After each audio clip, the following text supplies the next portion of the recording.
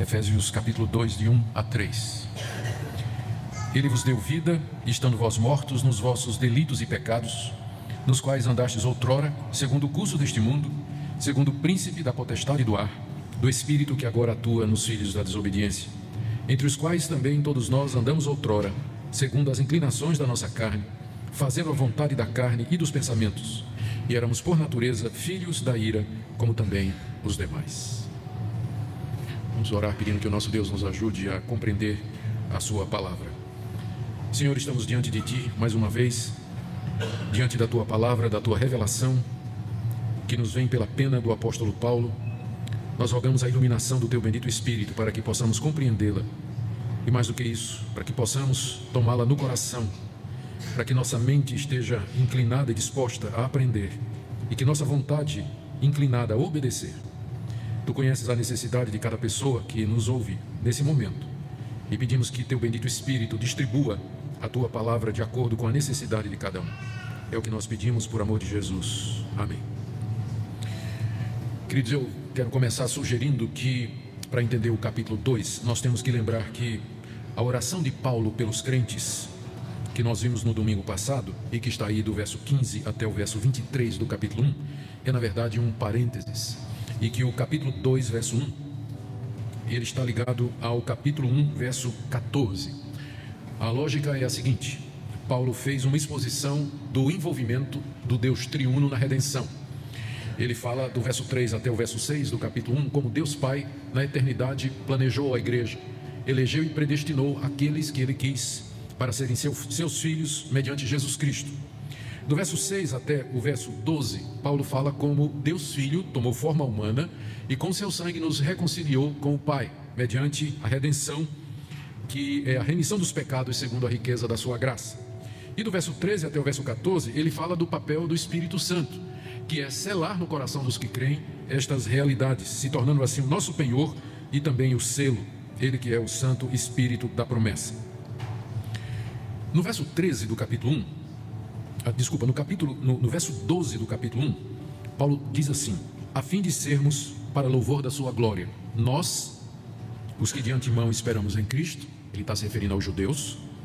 Verso 13, em quem também vós, ele está se referindo aos gentios, os efésios, que não eram judeus, embora houvesse judeus lá na igreja de Éfeso, mas boa parte, se não a maioria, era composta de não judeus. Nós, judeus, esperávamos em Cristo porque tínhamos as promessas do Antigo Testamento. Mas vós, que não sois judeus, depois que ouvistes a palavra da vossa salvação, a palavra do Evangelho, a palavra da verdade, que é a palavra do Evangelho da vossa salvação, tendo nele também crido, fostes selados com o Santo Espírito da promessa, que é o penhor da nossa herança até o resgate da sua propriedade em louvor da sua glória. Aí ele faz uma oração para que nós entendamos isso.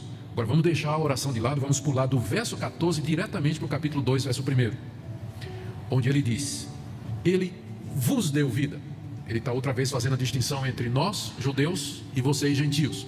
Ele vos deu vida quando vocês estavam mortos nos delitos e pecados. Verso 2, nos quais vocês andaram outrora, segundo o curso desse mundo, segundo o príncipe da potestade do ar, do espírito que agora atua nos filhos da desobediência. Era assim que os judeus chamavam os gentios, filhos da desobediência.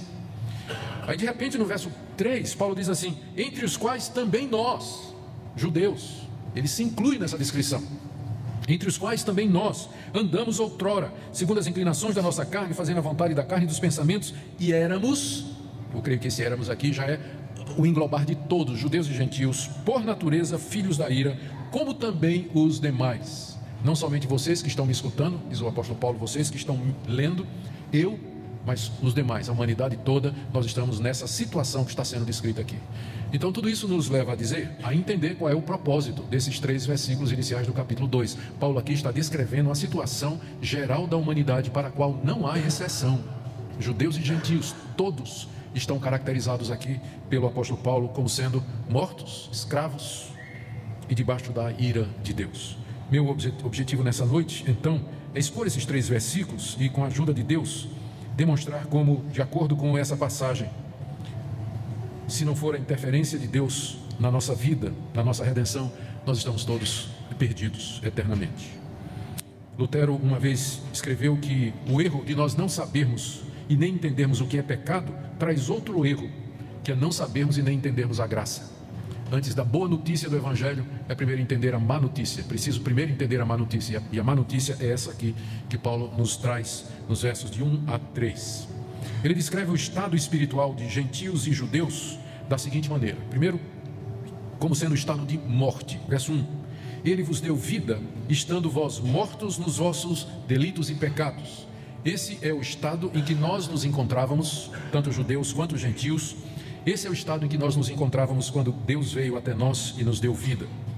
Vocês estavam mortos. Um morto não vê, não ouve, ele não sente, ele não anda, ele não recebe, ele não dá, ele não se relaciona.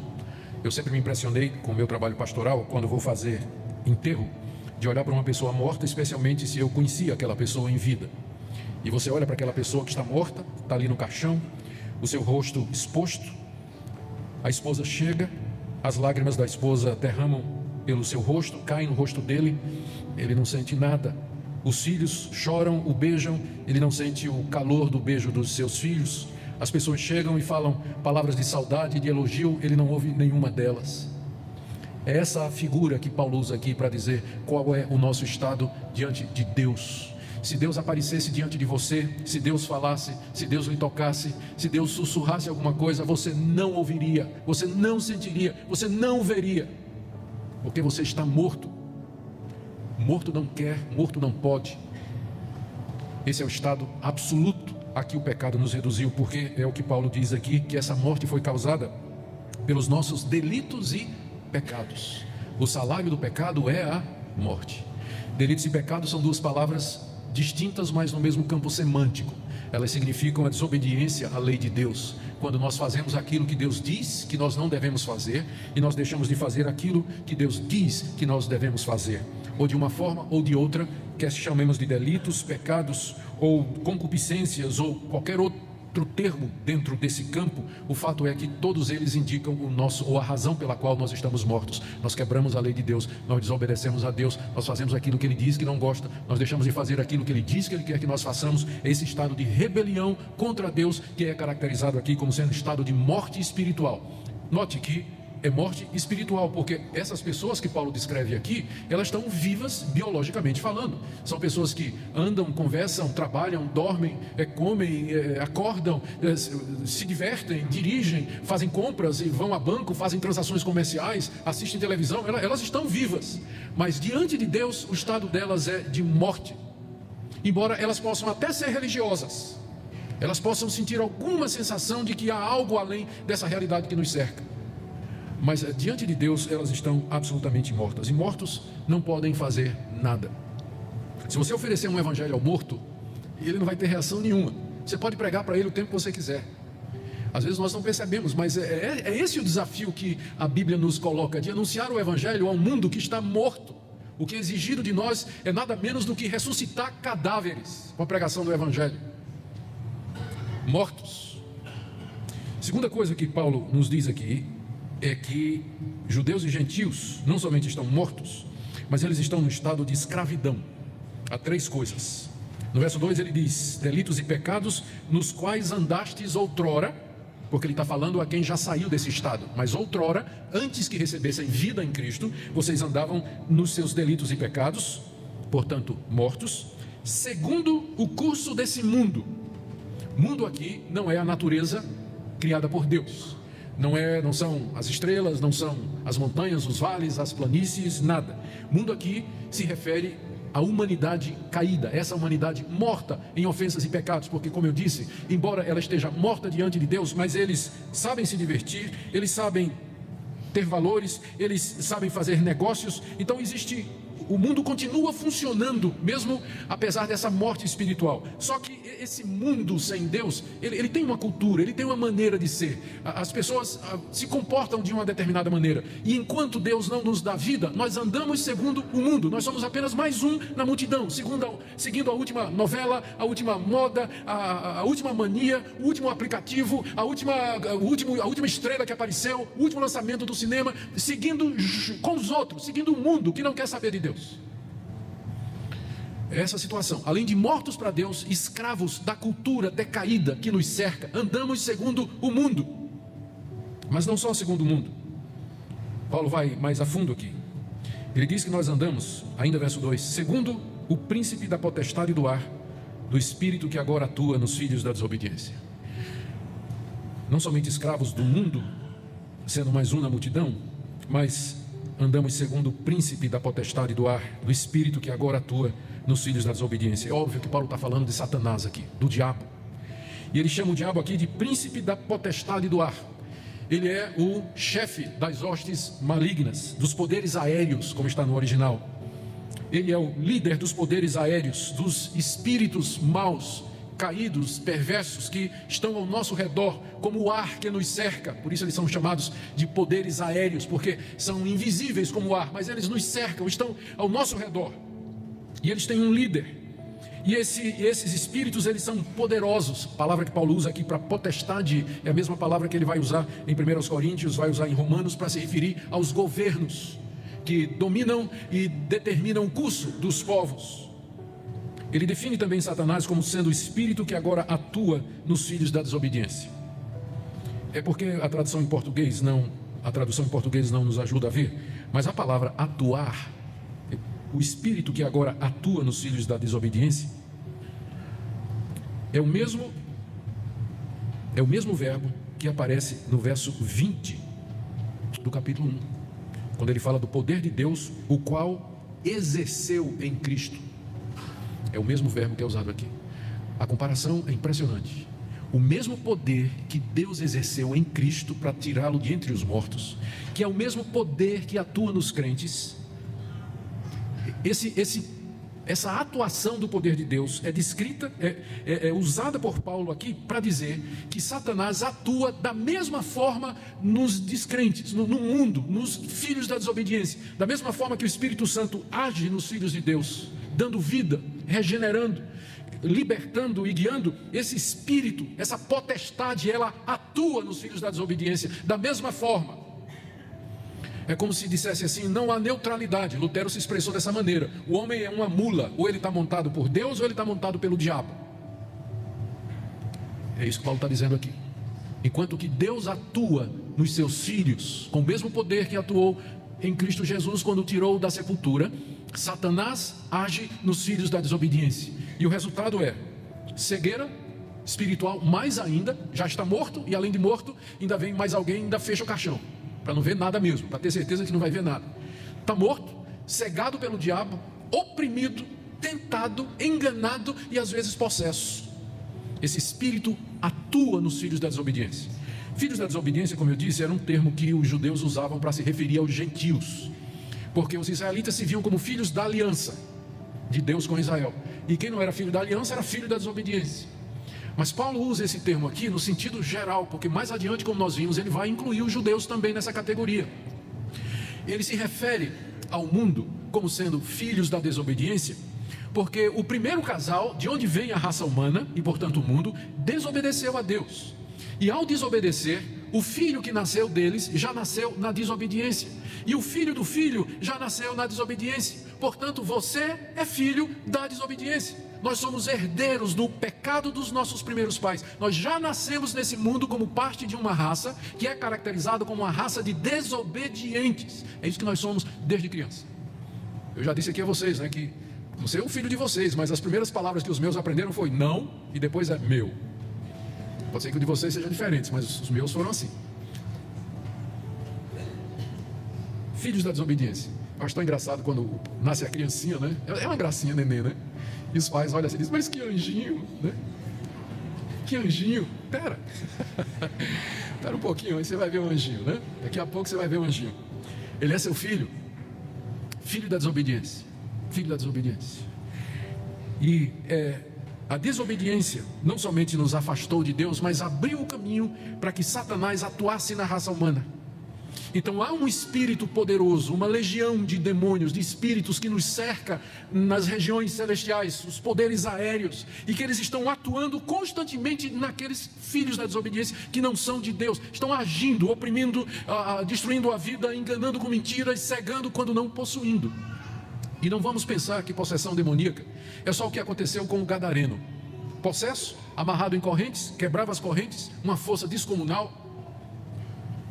Eu penso em possessão demoníaca mais como o caso de Judas. Está escrito lá que Satanás entrou no coração de Judas. E o que é que Judas fez? Judas não babou, não caiu no chão, não mudou a voz, não ficou com a força super poderosa. Ele saiu de lá e foi vender Jesus, de paletó e gravata. Então tem gente que está endemoniada.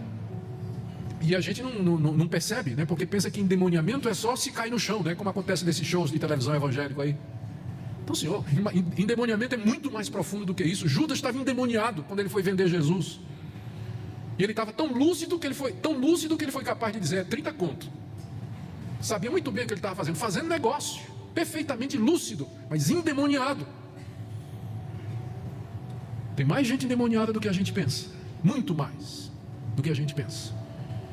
Pessoas que estão debaixo do poder do príncipe dos poderes aéreos, inimigos de Deus, porque são filhos da desobediência e, portanto, estão escravizados por ele.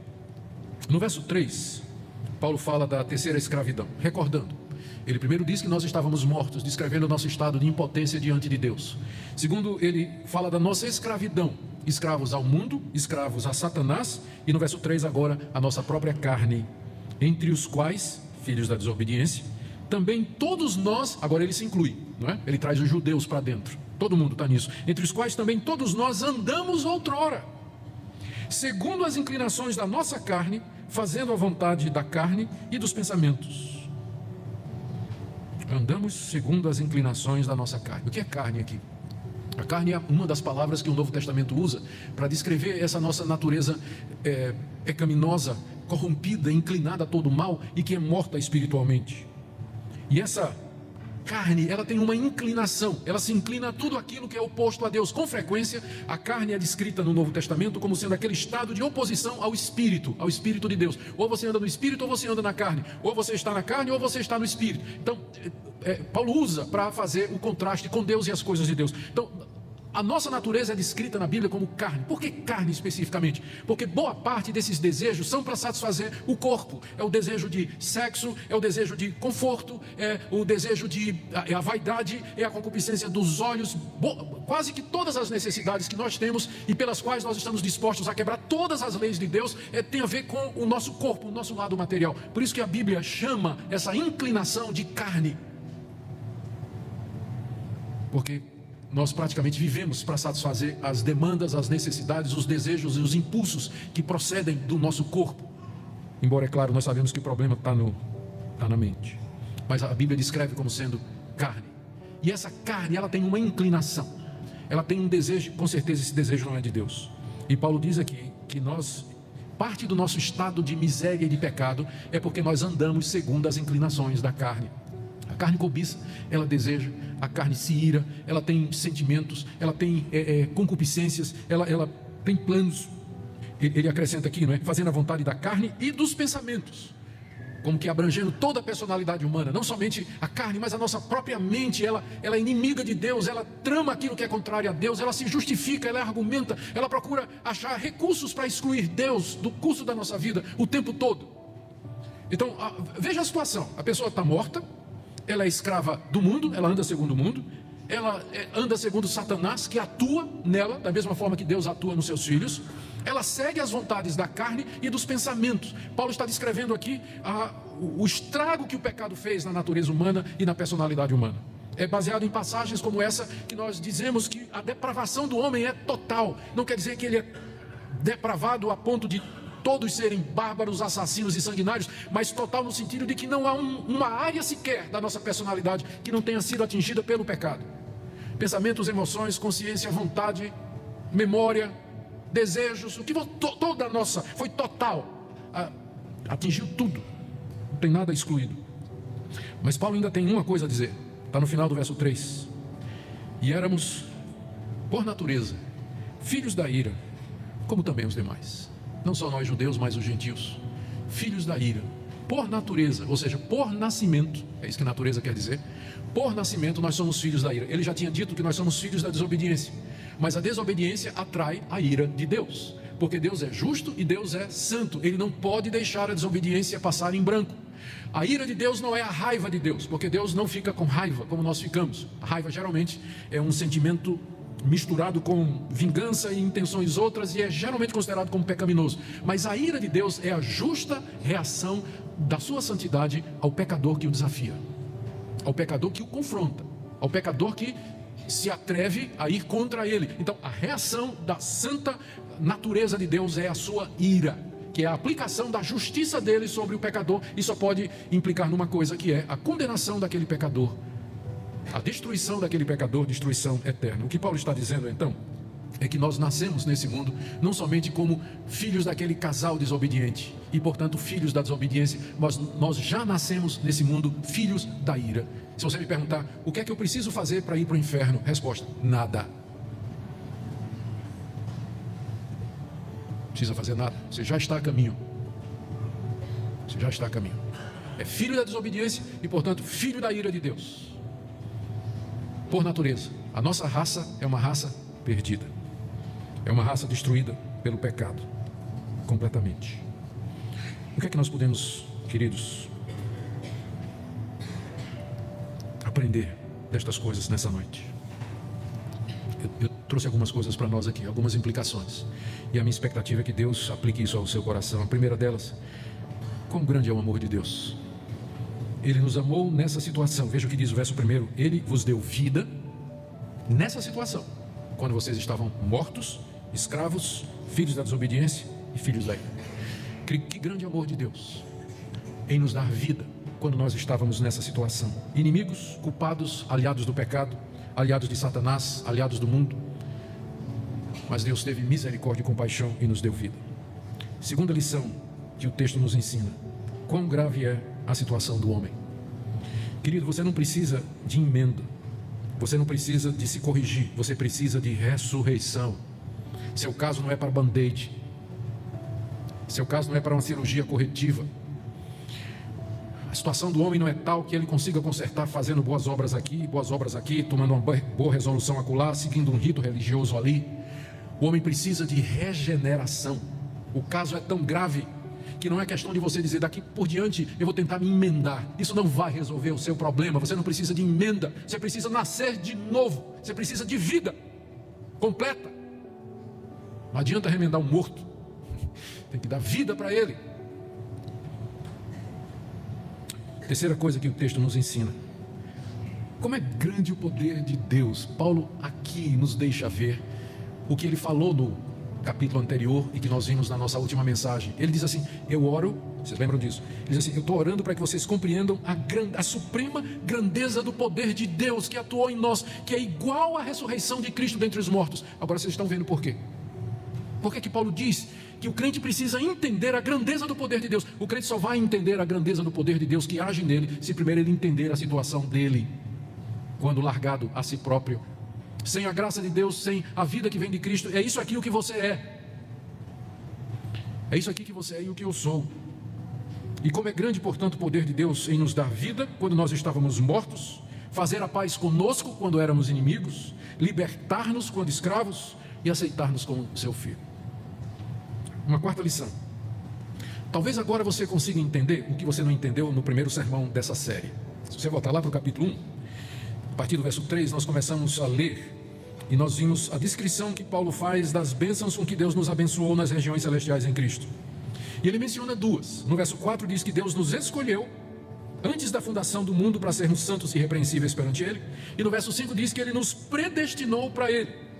E lá mais adiante no verso 11 ele repete: nós somos feitos herança, predestinados segundo o propósito daquele que faz todas as coisas. E a pessoa pergunta: mas eu tenho certeza que vários perguntaram, e com razão, mas qual é a necessidade de Deus eleger e Deus predestinar? Por que o homem não escolhe? Por que Deus não espera a escolha do homem? Nós não temos escolha. Agora responda você, depois de Efésios 2, se o homem tem escolha. Tem? Um morto, escravo do mundo, de Satanás, da carne, filho da desobediência, filho da ira. Se Deus desse a escolha a você, sabe qual seria? Inferno mesmo, e pecado. Por isso que Paulo começa a carta dizendo: bendito seja Deus que nos elegeu e predestinou. Porque se Deus não tivesse feito isso, ninguém se salvaria. Ninguém se salvaria se Deus tivesse dado a escolha à humanidade, dizendo assim: está aqui o meu filho crucificado, tudo bem, a escolha é de vocês, ele morreu na cruz, quem crer nele vai ser salvo pelo seu sangue. O céu estaria vazio, e a fila para entrar no inferno estava virando a esquina já. Porque não tem possibilidade nenhuma. Eu espero que você agora entenda Por que é necessário que Deus, antes da fundação do mundo, tenha escolhido e elegido? É um ato não de Deus é parcial, Deus fazendo acepção de pessoas. Não. A gente só faz uma injustiça quando a gente tira o direito de alguém. Se todo mundo tivesse o direito de ser salvo, e se todo mundo pudesse escolher, e Deus dissesse, eu só quero esses, aí seria injusto da parte de Deus. Mas se todos estão mortos, ninguém quer. Todos estão caminhando para o inferno por livre e espontânea vontade. Não é injustiça quando Deus, na sua misericórdia, diz: por amor à raça humana, não vou deixá-los todos no inferno, mas salvarei alguns dentre eles. Isso é amor e misericórdia, não tem nada de injustiça. Queria que você entendesse isso, especialmente se você se considera um desses que crê em Jesus Cristo. Você hoje à noite entendesse que se você crê, olha aqui o seu estado original que é. Se você hoje à noite crê, é só pela graça e a misericórdia de Deus, que antes da fundação do mundo lhe amou e disse: você vai ser meu. Não vou deixar você nos seus pecados e ofensas, mas eu vou trazê-lo para mim. Terminando, queridos, está evidente porque que nós temos que rejeitar qualquer conceito ou doutrina que venha mascarar ou diluir essa realidade a nosso respeito. Tem muita coisa ensinada aí nas igrejas evangélicas que diluem o que a Bíblia diz a respeito do nosso estado.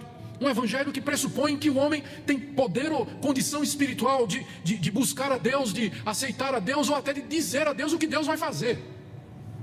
Nós temos que rejeitar esse evangelho, porque ele não traz uma análise e um diagnóstico adequado e bíblico da situação humana. Por isso também ele não pode oferecer uma resposta boa e que resolva. Nós temos que abandonar esse tipo de evangelho que procura massagear o ego humano. Aquele tipo de culto que se centra no homem, que glorifica o homem, que é para entreter o homem, para fazer com que ele se sinta bem. Nós temos que fazer com que ele se sinta mal. Porque só então você vai entender a cruz. O nosso objetivo aqui nessa igreja não é fazer você se sentir bem, desculpa. Mas eu quero primeiro fazer com que você se sinta exatamente o que você é, um pecador. Você é um pecador. E você precisa sentir quais são as consequências disso. Para você entender o que é que significa ser cristão, o que é que significa ser membro de uma igreja, e por que a Bíblia fala tanto a respeito da necessidade de viver uma vida santa e reta diante dele. Que nessa noite Deus, queridos, possa falar ao seu coração e ao meu, que nós nos lembremos de que essa passagem não termina aqui, no verso 3, o verso 4 diz: mas Deus, sendo rico em misericórdia. Nós veremos isso na próxima vez.